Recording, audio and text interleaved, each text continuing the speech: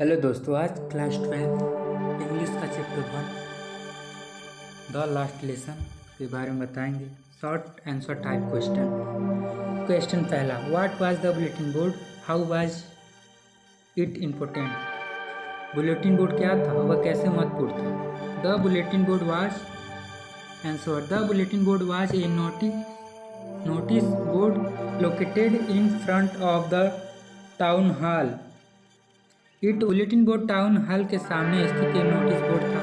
यह महत्वपूर्ण था क्योंकि यह शहरवासियों के लिए समाचार और अपडेट के स्रोत के रूप में कार्य करता था।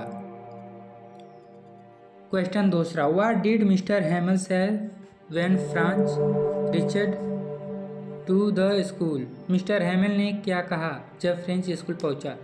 Answer, when Franz reach to school Mr Hamel said you let little Franz go to you place quickly. We were just going to begin without you.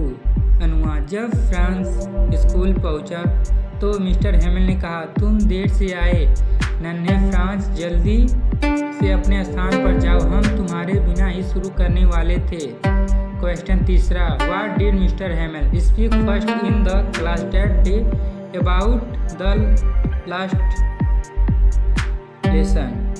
उस दिन मिस्टर हेमल ने पहली बार कक्षा में आखिरी पाठ के बारे में क्या बोला।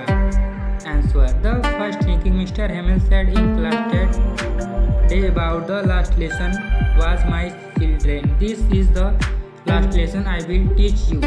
उस दिन कक्षा में मिस्टर हेमल ने आखिरी पाठ के बारे में सबसे पहले क्या बोला कि मेरे बच्चों, यह अंतिम पाठ है जो मैं तुम्हें पढ़ाऊंगा। Question 4, what did France think after hearing about the last lesson. आखिरी पाठ के बारे में सुनने के बाद फ्रेंच ने क्या सोचा। Answer, after hearing about the last lesson French thought about how he had hardly learning anything in French. He regretted not taking his lessons seriously and realized that he would never be able to learn anymore. आखिरी पाठ के बारे में सुनने के बाद France ने सोचा कि कैसे उसने फ्रेंच में शायद ही कुछ सीखा। उसने अपने पाठों को गंभीरता से न लेते का खेद व्यक्त किया और महसूस किया कि वह अब कभी नहीं सीख पाएगा। Question 5, did French recited the practically how. क्या फ्रेंच ने पार्टिसिपल कृंतक को दोहराया कैसे। Answer, no, French did not recite the practically, he got mixed up on the first word and stood the holding on to his desk. अनुवाद, नहीं, French ने कृतज्ञ का पाठ नहीं किया, वह पहले शब्दों में उलझ गया और अपनी मेज को पकड़कर वहीं खड़ा हो गया। क्वेश्चन 6वां, whom did Mr Hamel blame for the ignorance in study by। Mr Hamel ने पढ़ाई के नज़रअंदाज करने के लिए किसी आरोपित किया क्यों। Mr Hamel blamed the student, their parents and himself for the ignorance in study, as they were all responsible for it in different way।